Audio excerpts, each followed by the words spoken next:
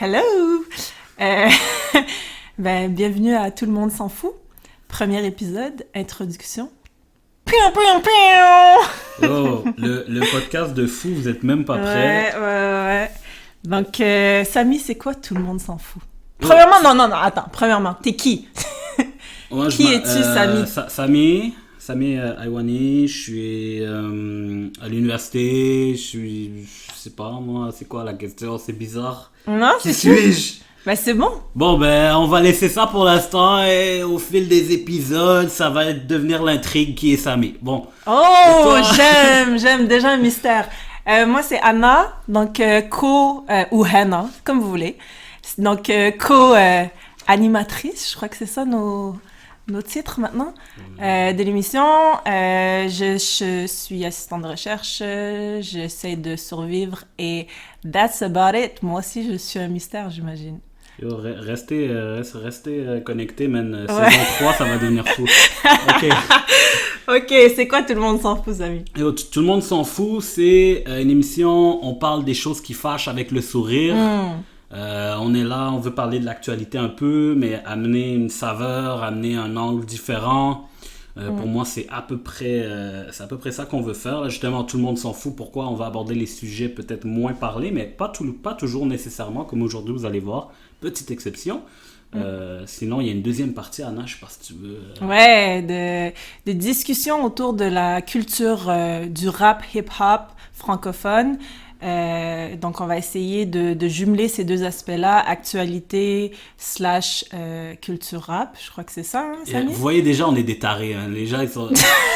vous êtes déjà avertis. Là. C'est comme la moitié actualité, moitié rap. Ouais. Regarde, tu fais ce que tu veux. En vrai, on sait pas trop ce qu'on fait. On veut juste parler. On a des intérêts communs. Prochain épisode, c'est une émission de cuisine. Exactement, stay tuned. Fais une omelette. Puis donc c'est ça, c'est juste pour dire, il y a des choses qu'on se rend compte que apparemment tout le monde s'en fout. Donc parlons-en. Yeah, exact. Donc pour commencer, Samy, est-ce que tu peux nous faire une petite revue de l'actualité? Yo, man, ça va pas être une revue, ça va être un rant? Take-over de l'actualité. Vas-y. Il y a un sujet cette semaine qui a pris toute la place. Moi, nos vies, en tout cas. Dans nos vies, mais ça fait longtemps qu'on suit ça, tu sais, Anna et moi, puis ça a été un peu les bases de l'idée de podcast, c'est un peu les débats sur les valeurs québécoises, sur l'identité québécoise. Donc, ça fait longtemps qu'on suit ça, mais là, cette semaine, ça a vraiment... wow! Au Québec, ça brasse, là. Mais ça brasse pour certains, parce qu'apparemment, pour François Legault, ça brasse pas en tout. Il y a que la game des Canadiens qui était importante. Ça, on en reparlera. Je t'écoute, Samy. Déjà, la colère embarque. Ok. Non, on a dit avec le sourire. Ah, pardon. Okay. Sourire. Non, c'est ça. Donc, on a dit les sujets d'actualité. Donc, nous, aujourd'hui, on va parler de la laïcité. Mais, faut pas... on veut pas être mal compris, là. On parle pas de la CAQ nécessairement, là. On a une petite pensée pour le Parti québécois XOXO, là. Bisous. Puis, peu importe, peut-être Québec solidaire, là, ils sont pas plugués, des fois ils sont plugués, des fois ils sont déplugués, on sait pas. Mais bon, donc on veut pas tomber non plus dans la game parlementaire, on parle pas d'un parti politique, on parle du phénomène social, si vous voulez, de la laïcité, les débats sociaux, les débats politiques des dernières années au Québec. Donc voilà, bien important de dire, c'est pas nécessairement juste la CAQ, c'est pas nécessairement juste François Legault, c'est plusieurs personnes qui surfent là-dessus pour justement proposer des programmes politiques. Exactement. Voilà. Donc c'est un sujet en soi, mais aujourd'hui quand même dans l'actualité, il y a un point qui a fait manchette, mais qui est comme un peu disturbing. Je crois que c'est ça le mot. Donc est-ce que tu peux nous en dire un peu plus? Mais honnêtement, moi, j'ai même pas envie de faire de la publicité. J'ai pas envie de leur faire... Genre, j'ai juste envie de dire pourquoi est-ce que c'est de la merde. Vas-y, donc, pour mettre tout le monde au fait, projet de loi 21, projet contre les signes religieux dans la fonction publique pour les personnes en position de coercition et pour les enseignants et enseignantes. Plutôt enseignantes, mais on en discutera. Donc, vas-y. Mais c'est ça, le truc, c'est que c'est pas clair. Position de coercition, d'autorité, c'est même pas très très bien défini à partir de là qui fait partie, qui fait pas, mais en tout cas, c'est ça. Bon, moi je vais parler de mon expérience un peu avec ce projet de laïcité-là. Déjà, c'est que aussi loin que je me souvienne, c'était un projet de merde. Genre, c'est pas aujourd'hui que le projet est né. Les débats sur la laïcité, ça fait longtemps. Puis je vais vous expliquer pourquoi est-ce que, selon moi, c'est un projet qui est raciste, c'est un projet qui est sexiste et c'est pas un bon plan. Juste sur le plan politique, c'est pas un bon projet. Donc, déjà, au niveau raciste, c'est plus dans les considérations qui font en sorte que les gens adhèrent à ce projet ou les considérations qui font en sorte que des partis politiques proposent ce genre de projet. Donc, bien sûr, il y a la fameuse théorie du complot de l'invasion musulmane. Islamisation du Québec. Islamisation, on est là. Donc ça, il faut pas j'allais dire se voiler la face, hein, mais hein, ça déjà, je ne vais pas faire un mauvais jeu de mots, donc il faut pas se... Bon, je saurais pas comment dire d'autres, mais vous avez déjà compris. Faut pas, ok, je vais dire, il faut pas se voiler la face. Bon, donc il y a ça, puis avant ça, il y avait, avant la théorie de l'invasion musulmane, il y en avait d'autres, là, avec les Asiatiques, il y avait le péril jaune, avec les Juifs, il y avait le protocole de Sion. Donc tout ça, c'est des théories du complot qui ont eu un impact dans le cours de l'histoire, qui ont fait en sorte que il y a des gens qui ont développé des craintes par rapport à des minorités ethniques ou religieuses. Ensuite, il y a le sentiment xénophobe qui est en arrière de ça, bien sûr, parce que souvent, ce que j'entends dans les propos des gens, c'est qu'il y a une répulsion face à la vue du voile, donc à la vue d'une femme qui porte le voile. Ouais, parce qu'il faut le dire, hein, c'est les premières touchées, implicitement, c'est les femmes musulmanes visibles. Exactement. Dans l'impact de cette loi-là, c'est ces personnes-là qui vont être directement visées en première ligne. Donc après ça, même si tu dis c'est pour tout le monde le projet de loi, arrête. Ça va pas être Monique du Lac-Saint-Jean que tu vas affecter. Ça va pas être Gaétan de l'Abitibi qui va être affecté. Non, on n'y croit pas. Donc il y a ce sentiment-là xénophobe sur lequel on vient jouer. Après ça, il y a la hiérarchisation raciale de la société. Donc, on a une espèce de fantasme d'un Québec pur laine, un Québec blanc, valeurs catholiques, etc. Un peu que on a l'impression qu'il y a un modèle de Québécois, alors que pas du tout. La femme qui porte le voile et qui est québécoise, ben, c'est une Québécoise aussi. C'est une personne avec des droits, puis c'est une citoyenne, tu sais. Donc, à partir de là, moi, je trouve que c'est vraiment une attaque par rapport à ce genre de Québécois-là qu'on ne veut pas, finalement. Là, on ne veut pas que ce genre de Québécoises-là existe. Finalement, sur les considérations racistes, c'est qu'il y a une normalisation de l'intolérance, je trouve, par rapport à ce projet de loi-là. De l'intolérance? Ouais, une normalisation de l'intolérance. Donc, c'est qu'on vient dire que ce projet de loi répond aux craintes légitimes des Québécois et des Québécoises, alors que au point de vue des connaissances qu'on possède avérées par exemple la recherche en sciences sociales ou quoi que ce soit, c'est que ces craintes qui sont dites légitimes, c'est plutôt des considérations qui sont basées soit sur de la mauvaise information, soit qui proviennent de considérations racistes, xénophobes, etc. Donc, à mon avis, il faudrait déconstruire plutôt qu'encourager ce genre de choses-là. Plutôt que de dire c'est les craintes légitimes des gens. T'sais. Les gens ont le droit d'avoir peur. Je ne dis pas que les gens n'ont pas le droit d'avoir peur, mais à partir de là, il faut adresser ces peurs, puis il faut l'adresser de la bonne façon, puis pas de les conforter dans ces peurs-là. Donc, c'est pour ça que je parle d'une normalisation de cette intolérance-là. Puis après ça, c'est quoi l'étape d'après la normalisation de l'intolérance? C'est le passé. C'est d'accepter que des gens fassent des choses qui ne sont pas correctes face à des gens qu'on considère oppressés, si vous voulez, par exemple, vis-à-vis des femmes musulmanes ou quoi, là. Donc, si je comprends bien, il va y avoir, et je suis tout à fait d'accord avec toi, là, il va y avoir un dérapage si une telle loi passe, là. C'est que les gens vont sentir qu'ils ont le droit, finalement, d'avoir une haine ou d'avoir une peur ou de voir l'autre comme l'autre. Ouais, les gens sentent déjà ça. C'est ça qui est terrible. C'est que moi, j'ai entendu, là, regardez, je faisais l'entretien ménager dans l'hôpital Pierre-Boucher, dans la salle des employés. J'ai déjà entendu quelqu'un dire « La dernière fois, j'ai vu une femme porter le voile, j'ai dit, on est chez nous. » Elle se sentait déjà légitime d'agresser quelqu'un par rapport à qu'est-ce qu'elle portait. Et en plus qu'elle se sentait légitime d'aller agresser cette personne-là, elle se sentait légitime d'en parler ouvertement dans son milieu de travail. Donc ça va être quoi après que cette loi-là va être passée? Les gens qui sont déjà contre ça, une fois que la loi va être passée, ça va être quoi? Qu'est-ce qu'ils vont se permettre de faire si déjà là, on le voit, les discours haineux, les gestes haineux, c'est pas une fabulation, c'est en augmentation. Ouais, et puis je crois que depuis 2007, les crimes envers les musulmans ont triplé au Québec. selon les Statistiques Canada, ce qui est comme... Ouais, puis encore là, énorme. je crois qu'on parle... Puis ça, c'est important de le rappeler, là, je crois qu'on parle des musulmans en ce moment. Ben, dans notre discours, on répète souvent ça, là, en ce moment, depuis les 5 dernières minutes. Mais c'est parce qu'on se rend compte que... ben, premièrement, parce qu'on vient un peu de cette culture-là, tu sais, beaucoup. Ouais. Beaucoup, en fait. Donc, c'est sûr que ça nous touche plus. Je crois qu'il faut le reconnaître, ça. Mais c'est qu'aussi, les femmes musulmanes visibles sont les principales touchées dans ce genre de projet. On l'a vu avec la Charte des valeurs. Je veux dire, on a l'exemple. C'est ça c'est ça qui est arrivé, puis on était... En tout cas, bref. C'est ça, on joue dans un film dans lequel on a déjà joué, pour vrai. Ouais. C'est du déjà vu. Ouais.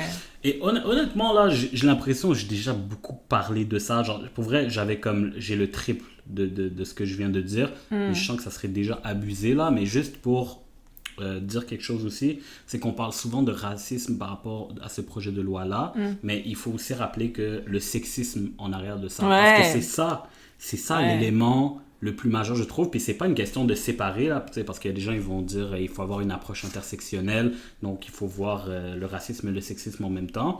C'est vrai, mais dans la façon qu'on organise le discours, souvent on catégorise, puis bon, c'est ça, c'est comme ça dans le langage, donc j'accepte cette intersectionnalité-là, mais il y a des éléments, justement, qui appartiennent juste au sexisme, qui sont vraiment, vraiment, vraiment perturbants, si vous voulez, parce que quelle place a la femme dans ce projet de loi-là, ou dans le projet de la laïcité, dans un projet de loi particulier, ben, c'est ça. C'est une femme passive, c'est une femme objet, c'est une femme qui n'est pas actrice, c'est une femme qui n'a pas d'agencivité, c'est une femme à libérer. Il faut aller libérer la femme. Et qui doit la libérer? Ben, bien sûr, c'est l'homme blanc. L'homme blanc, bien sûr, qui va aller libérer la femme de sa culture qui est complètement barbare et qui est de l'arrière. Donc, il y a ça qui est vraiment problématique. Puis, on veut pas, dans le fond, savoir ce que cette femme-là en pense. Parce que... Mais non, elle a pas de légitimité à pouvoir parler parce qu'elle est soumise. Comment elle pourrait avoir un esprit? Comment elle pourrait avoir un cerveau, une capacité de raisonnement, tu sais? Exactement. C'est couvert par son voile, qu'est-ce que tu comprends pas? Elle est oppressée! Mais il y a vraiment... Moi, qu'est-ce qui me fâche le plus, avec le sourire, et qu'est-ce qui me fâche et qui me désole en vrai, c'est la déconnexion du gouvernement vis-à-vis des impacts qu'une telle loi va amener. Les impacts négatifs, bien sûr, sur des communautés qui... On dirait qu'ils comprennent pas c'est quoi le fait musulman, la réalité des musulmans et musulmanes au Québec. Puis pas juste des musulmans et musulmanes, tu sais, des immigrants. Puis je crois, ça, on en avait parlé... Avant, on en parle constamment, mais le cas des 18 000 dossiers qu'ils ont juste décidé de couper complètement, tu sais. Je veux dire, 18 000 dossiers d'immigration, là, c'est 18 000 dossiers qui représentent un but de vie pour ces familles-là, tu sais. Ils se préparent pendant des années, ils économisent leur argent, ils mettent tout leur espoir d'une meilleure vie dans ces dossiers-là, et le gouvernement, comme ça, d'un revers de la main, dit « Non, I don't give a shit. » Tu sais? Non, c'est ça, c'est vraiment terrible, puis d'autant plus que, encore une fois, c'est pas une décision qui repose sur des données probantes, là, de dire comme « Oh shit, faut arrêter maintenant. » Il faut faire ça, c'est ça, exactement. On en a déjà trop, on en peut plus, là. Mais c'est la même chose avec le projet de loi 21, c'est que c'est pas... Tu sais, il y a pas de problème, là. Il n'y a pas un enjeu de société de « Oh mon Dieu, tu sais, l'islamisation du Québec, c'est pas vrai. » Il n'y a pas non plus Et c'est le premier point pour lequel, est-ce que j'ai envie de dire, c'est un projet de merde, parce qu'il n'y a pas de problème à la base, sauf les gens qui ont une intolérance par rapport à des personnes qui portent le voile ou des personnes qui pratiquent une religion autre que la leur ou qui affichent leur religion. Et encore là, afficher sa religion, dans le cas qui nous concerne, ça veut juste dire exister. Ça veut juste dire, t'es une femme musulmane qui a décidé de porter le voile, tu existes, donc... T'es trop pour moi. Tu affiches ta religion. Tu m'imposes ta religion. Mais d'ailleurs, je veux t'entendre sur un truc. Vu que nous deux, on est d'origine algérienne, donc ça, je crois que c'est un truc... c'est pas important de le dire, mais pour ma question, c'est important de le spécifier. La rupture épistémologique. Hey! Quoi? Rupture épistémologique. Oh my God. Okay, Notre propos est situé. Oh my God. OK. Ok, j'arrête. Non, s'il te plaît, fais-moi pas revivre les séminaires de la maîtrise. Mais oui, c'est ça. Donc, puisqu'on est les deux d'origine algérienne, t'en penses quoi, toi, tu sais, il y a tellement de figures publiques en ce moment maghrébins qui sont d'accord avec la loi et qui revendiquent cette loi-là au nom d'une islamisation potentielle du Québec, notamment en ramenant constamment le fait algérien, puis comment dans les années 90, avec le Front islamique du salut, il y a eu du terrorisme, puis blablabla, which is, tu sais, c'est super légitime, puis c'est correct, c'est une réalité qu'ils ont vécue et c'est horrible. Mais comment ils instrumentalisent ce genre de propos-là et pour devenir pour en faire des propos islamophobes et donner comment on dit, de l'eau à la poulie? De l'eau à la poulie pour les gens de, je sais pas, à la roue, peut-être. De l'eau à la roue pour les gens gens d'extrême droite, tu sais. Puis je pense obviously Jamila Benhabib, oh tu sais. Mon Dieu, je savais. Non, oui, ne ma me best parle pas à cette friend. personne. Ma best friend. Mais tu sais, ce genre de personnage-là, toi, t'en penses quoi? Parce que moi, ça m'attriste encore plus, sachant que ces personnes-là sont... Ben, là, je sais pas s'ils sont racisés, en vrai. Tu sais, est-ce que ces personnes-là sont considérées... C'est violent. Mais c'est... Honnêtement, avec leurs propos, on dirait qu'ils se... Non, c'est... Ils se déracialisent complètement. Je sais vraiment pas, je suis vraiment dans un... C'est une question ouverte. Yo, c'est une question difficile parce que moi, mettons, cette personne-là que t'as parlé, que je sais même pas si j'ai envie de dire son nom, tu sais. Pourquoi j'ai fait la personne non, mais pas cette personne-là, je sais qu'elle a des problèmes d'intégrité intellectuelle. Oh.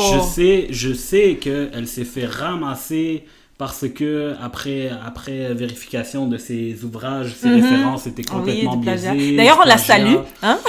Bonjour, enchanté, je m'en fous de toi, on va jamais se voir, c'est pas tout le monde s'en fout. Ok, tout le monde s'en fout. Mais, donc il y a ça, là, il y a le fait que, bon, ce genre de personnes. Après ça, moi, personnellement, je me sens pas... C'est une grosse conversation, tu sais. Est-ce qu'on peut exclure des gens des communautés? Est-ce qu'on peut décider que cette personne-là ne fait plus partie? Puis ça me fait penser un peu au scandale qu'avait fait Normand Bratois, tu sais, quand il avait parlé de la Ligue Défense des Noirs. Ouais, c'est ça. Puis tu sais, à ce moment-là, il avait dit la Ligue, c'est 4 nègres avec un fax. Donc à ce moment-là...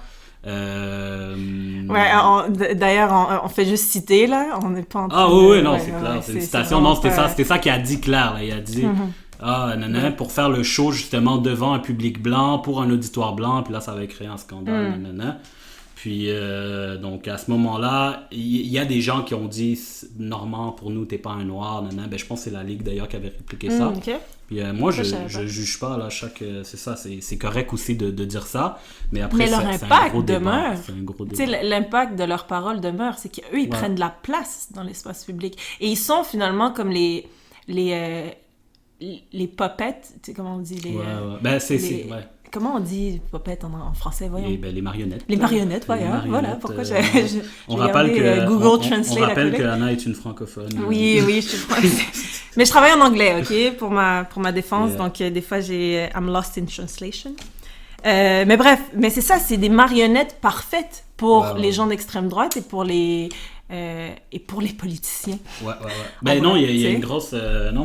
c'est un fait. Puis justement, il y a beaucoup de littérature par rapport à ça, notamment dans la communauté noire par rapport... il y avait une distinction entre les esclaves dans les champs puis les esclaves de maison. Puis on disait que les esclaves de maison protégeaient le maître parce qu'ils avaient accès à des privilèges parce qu'ils étaient dans la maison. Puis donc, même s'ils étaient autant esclaves que l'esclave des champs, par exemple, sa réalité de ses conditions de vie faisait en sorte qu'il avait un peu il avait une réalité complètement différente, tu sais, puis il protégeait le maître parce qu'il disait le maître est bon avec nous, quoi que ce soit, tu sais. Fait que moi, je veux pas m'embarquer là-dedans parce que je suis vraiment pas un spécialiste de cette question-là, mais je sais qu'il y a cette... Mais ok, mais de toute façon, je crois que c'est une discussion qui va sûrement entrecouper toutes nos prochaines discussions, là. C'est un peu... c'est un sujet plutôt qui va entrecouper un peu toutes nos... c'est une réalité qu'on vit, mais passons peut-être au côté culture rap. Yo, donc, hein? on a été fous. Le temps passe, mais par rapport à ça d'ailleurs, comme, tu sais, là on parle des personnes issues de minorités ou racisées qui ont un discours peut-être problématique, mais dans la culture rap francophone, on voit souvent aussi on voit ça des fois, tu sais, moins... comment je peux dire? Je suis complètement perdue dans mes pensées. Je sais pas, man, t'essaies de faire une transition, je te trouvais genre vraiment nice. Mais c'est parce que c'était ça, mais je l'avais ma transition, mais là je l'ai chiée, donc on va juste passer directement à qu'est-ce qu'on pense. Dérapage contrôlé. Dérapage contrôlé, c'est chill, c'est le premier épisode, on s'adapte. Normal, n'hésitez pas, laissez des commentaires, envoyez des messages. Dites-moi à quel point je parle comme de la merde, vas-y. Non, dites-lui le contraire, man. Ah, c'est gentil.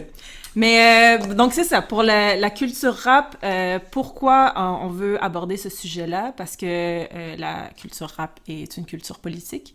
Est-ce qu'on est d'accord? Ouais, clair.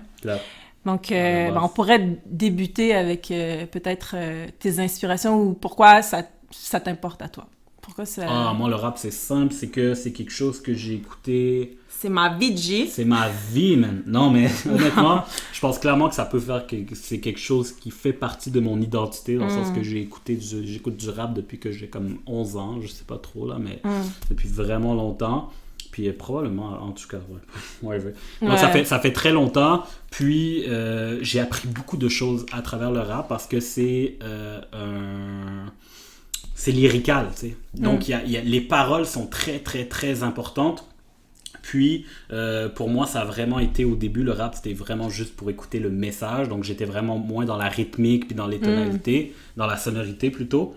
Donc, à ce moment-là, tu sais, j'aimais beaucoup Sniper, j'aimais beaucoup Kerry James, j'aimais beaucoup Medine, j'aimais beaucoup Kenny Arcana. Hey! Tellement d'autres.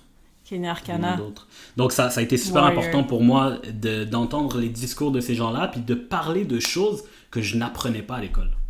Je n'apprenais pas. J'apprenais quand j'écoutais du rap des choses que je n'apprenais pas dans le système scolaire. Ouais. Et ça a vraiment contribué à ma culture générale. Puis j'écoutais une chanson, puis après ça, j'étais comme 2 heures sur Wikipédia, en train de faire comme ah ouais, qu'est-ce qu'il dit, nan. Parce que c'est ça le rap aussi, c'est des références, puis c'est de la recherche, donc c'est pour ça. Et toi, Anna? Donc beaucoup plus rap francophone français. Ouais, rap francophone français. Ouais, rap francophone. Cool. Ouais. Moi, c'est un peu la même français chose. En temps d'européen, excusez, juste pour ouais. Non, mais français comme... ouais. Mais un peu la même chose, en vrai. Depuis que je suis jeune, je baigne dans la culture rap. Un peu plus rap français / rap américain.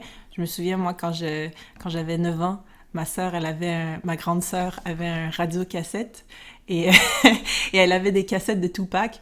Et moi, à 9 ans, je marchais dans la rue devant mon école primaire à écouter du Tupac. Et ouais, je croyais vraiment que j'étais une gangster. Mais à Limoilou, pour ceux qui connaissent. Ouais. Limoilou en plus. Limoilou, man. Ouais, j'étais... That was something else. J'aurais aimé ça, avoir des vidéos de ça pour pouvoir me voir, tu sais, bouncer dans la rue avec mon radio-cassette écoutant du Tupac. Mais bref, ceci étant dit, pour le rap francophone, moi, c'est venu en partie de mon papa. Mon papa écoutait du I.A.M. et il aimait nous transmettre son amour de I.A.M. Mais donc, je dirais que j'ai été baignée par I.A.M. Il y a MC Solar, tu sais, les classiques du rap français. Là, ouais, là, tu dis des affaires, là, c'est même pas... Mais sinon... Là, faut connaître notre histoire, sinon, il y avait Diams, il y a quoi? Il y avait Diams, moi, la Sur boulette. My Girl, mais oui, et Kenny Arcana, donc, toutes ces... Puis La Fouine, quand j'étais au secondaire. C'est qui, l'autre? C'est This Is La Peste. Ouais. Donc, c'était le bon vieux temps. Mais je dirais que... Tu Tu sais, il y a des titres comme Revoir un printemps de I.A.M., Demain c'est loin, qui est un classique de I.A.M. Il y a Jeune mais essoufflé de Dissidence. Est-ce que tu connais Dissidence? Yo, tu m'as... Non. Dissidence, j'hochais de la tête, là, mais je me suis dit qu'il fallait que je le dise, non? C'est le groupe de... Nesbill était dedans. Ah ouais, back in the days. Ouais, et moi j'écoutais ça puis je pleurais alors que tu sais je vivais pas dans une cité. J'ai écouté Nesbill en plus. Ah ouais, la salade. Mais ça c'est avant les... Chaque jour suffit sa peine. Ça, je te jure, je l'écoutais tellement en boucle. Ouais. Mais c'est ça, donc des sons comme ça, mais sinon aussi du rap québécois. Moi, Sans Pression... SP, ouais. Non, la vérité, j'ai passé ça sous silence, mais ça faisait clairement partie, là. Moi, j'étais à Gérard Filion au secondaire. So, shout-out aux gens de GF. Mais, ouais, le rap keb, c'était quand même gros là-bas, là. Ouais. Au niveau, c'est ça, SP. Même si les gens rient de lui, là, il y avait... il était fort! Non, je parle pas de... Non, j'allais dire un autre, là. Non, SP, il y a personne qui rit de SP, là. En tout cas, ouais. Je connais pas dans mon cercle. What? Je connais pas dans mon cercle des gens, là, qui font comme, non, SP... J'espère! Sinon, je viens. Non, j'allais dire des noms justement de gars que ça t'as honte de dire que t'as déjà écouté ça. Là. Vas-y, dis. Il y a pas de honte ici. Sir Pathétique. Oh non! Mais c'est correct. Respect. Yo, Kaya, il était surveillant à la cafétéria de Gérard Filion, même s'il faisait du rap, genre, en tout cas. No way! Ouais, des choses comme ça. L'Assemblée, man, ironique, narquois. Arrête là. On était là. Ah ouais! Non, il y avait des choses, là. Il y avait des choses au niveau du rap québécois aussi, mais c'est ça. Plus limité dans mon cas, mais c'était présent dans la culture populaire, si on veut. Ouais, hey, quand même, hein? Tu nous sors des scoops, là. Non, mais pour vrai, le gars travaillait à la cafétéria, là? Ouais. Tranquille. Non, mais il faisait pas les poutines, là. Il était surveillant. Genre, il cartait à l'entrée. Ok, avec les bouncer. Ouais, bouncer de la cafétéria de GF. Ouais, comme ça. Tu peux dire que sa carrière, elle avait décollé à l'époque. Mais ouais, Sans Pression. Puis tu sais, Sir Pathétique, on rit de lui, là, mais il a quand même mis sa marque. Tu regardes ses ventes, même. Regardes ses ventes. Le gars, pour faire ça au Québec dans les années que lui a fait ça... C'est chaud. Ça, c'est respect, sérieux. C'est ça. Mais ouais, donc la culture rap, dans tous ses plans, autant quand elle parle de racisme, de discrimination, des réalités des personnes racisées. Puis, ouais, vas-y. Non, excuse, je voulais pas te couper. Le rap, pour moi, en tout cas, ça...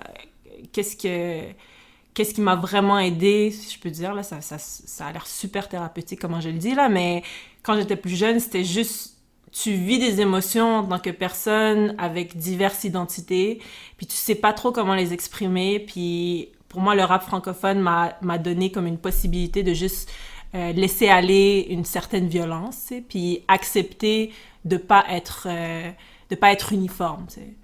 D'être multivarié, si on peut dire, genre. Ouais. Oh mon Dieu, preach. Non, pour vrai, justement, ça met des mots sur une réalité socio-économique, tu sais, au-delà d'une réalité ethnique, c'est juste que, man, les inégalités sociales, c'est un sujet vraiment, vraiment, vraiment abordé dans le rap, au point que des gens, ils disent que c'est superficiel le rap, parce que là, ils parlent de la réussite, le bling-bling, nanana. Mais avant de parler de la réussite, le bling-bling, nanana, le gars, il a fait 36 albums où il parlait qu'il était dans la merde. Fait que le 37e, où il est rendu genre à un niveau de vie où, pour lui, il y a une réussite sociale, moi, je vois pas de problème à ce que le gars il fait comme moi, je suis rendu là. T'sais. Fait que... Puis même là, je veux dire, tu sais, c'est comme vendre du rêve d'une certaine manière, puis accepter le fait que des personnes, des minorités / racisées, ont le droit de réussir, tu sais. C'est comme, on le voit tout le temps d'une manière un peu péjorative, un peu négative, de comme, pourquoi il parle de tout ça, mais quand c'est un homme blanc qui fait la même chose, c'est comme, c'est juste normal, tu sais. C'est la voie du succès de The American Dream, du gars qui s'est fait tout seul, puis qu'il a réussi, mais parce que... je veux dire, c'est beaucoup plus normalisé. Alors que là, ça détonne quand c'est un homme noir ou quand c'est une femme noire qui réussit, mais c'est... Puis il y a aussi la langue aussi qui joue, là, je veux dire, le rap américain, il y a beaucoup moins de scandales quand c'est fait, même pour des gens ici qui écoutent du rap américain, ça les dérange pas, là, quand le gars, toute la chanson, il dit rien d'intéressant, puis il fait juste parler de sa richesse, tu sais. Mais quand c'est en français, par exemple, ah là, il y a une critique du langage, puis là, tu sais, c'est vraiment grave. Bon point. Donc ça, je trouve que ça joue aussi, tu sais. Bon point. Puis encore une fois, tu sais, les différentes strates du rap, tu sais, comment le public reçoit. Il y avait, je t'en avais parlé, là, un doctorant en sociologie à l'UDM. J'ai oublié son nom. Comment il s'appelle? Philippe... je suis désolée. On est dans un blanc. Philippe Némé-Nombré, mais lui parlait justement d'un blanchiment du rap francophone, notamment du rap montréalais / québécois. Puis, tu sais, c'est une réalité. Là, quand on pense que des rappeurs comme Enima, je sais que tu n'aimes pas... shout out Enima, on t'aime. Tu veux rentrer comme ça dans la discussion? Non, on n'embarque pas. Non, attends, non. Ok, j'explique pas pourquoi. Ok, c'est bon. Oubliez ce que j'ai dit, mais des rappeurs comme Enima, comme Easy S, comme White Bee, Lost, etc., qui ont pas autant... qui ont pas autant de reconnaissance publique que Loud, Dead Obies, tu sais, Dead Obies, bon. Coriace, tu sais, parce que ils seraient plus de rue, entre guillemets, ils sont plus comme gangsta, ils sont plus vrais, dans le fond. Puis, tu sais, c'est un peu la base du rap, quand on y pense, là, d'être authentique. Mais eux, c'est problématique, mais quand il y a... et ça, Philippe Némé-Nombré le disait dans un article qu'il a écrit, qui s'appelle « Le hip-hop avec des gants blancs », et je vous recommande de le lire, il disait, dans le fond, quand Loud objectifie la femme, ça, c'est correct, mais quand c'est des... tu sais, on s'en rend pas compte, on n'en parle pas, mais quand c'est des rappeurs de minorité, là, c'est problématique. Bon, ça, c'est juste comme une... Je sais qu'on est juste dans l'introduction, on n'embarquera pas comme en profondeur sur ces sujets-là, mais c'est juste se rendre compte que la culture rap a beaucoup d'éléments en son sein, mais elle renvoie aussi une image, et cette image est instrumentalisée, tu sais. Clair, non, vraiment. Ouais. Yo, en tout cas, bref, on est déjà... Moi, ce que je constate, c'est qu'il va falloir faire des petits changements dans la structure de l'émission, peut-être. Non. On est juste à 30 minutes. On est à 30 minutes. Mais on a parlé peut-être, je sais pas, mettons dans mon cas, peut-être du quart de ce que je voulais parler. Mais c'est chill, correct. C'est chill. C'est ça, c'est correct. C'est le premier épisode, introduction. Dans le fond, on voulait se présenter. Ouais. On voulait dire un peu pourquoi on faisait ça. Et puis... un peu un espèce de brainstorm de toutes les idées qu'on va probablement aborder dans les prochains épisodes. Et donc voilà. N'hésitez pas à liker les pages. Ouais, qui vont arriver. On va les créer bientôt. Puis à nous donner du feedback aussi. Ouais, donnez-nous du feedback. Même si je dis mes idées de la façon la plus ferme possible, dites-vous que, puis même chose pour Anna, dites-vous qu'on est vraiment ouvert par rapport à la critique, par rapport au message, par rapport, tu sais, on va tout lire, on va tout répondre, il n'y a pas de problème là-dessus. Ouais. Puis c'est correct aussi de ne pas être d'accord, puis ça c'est une base qu'on s'est mis comme dès qu'on a commencé à travailler sur le projet, on a le droit de ne pas être d'accord, puis on va en parler. N'hésitez pas maintenant. Ouais, puis c'est ça, donnez-nous des critiques, commentaires, puis dites-nous si vous voulez un prochain épisode et si vous avez aussi des idées de thèmes qu'on pourrait aborder, des angles morts de l'actualité qu'on pourrait oublier, n'hésitez pas à nous partager. Et that's about it. C'est à peu près ça. Ok, man. Parce que tout le monde s'en fout. Ouais, tout le monde s'en fout.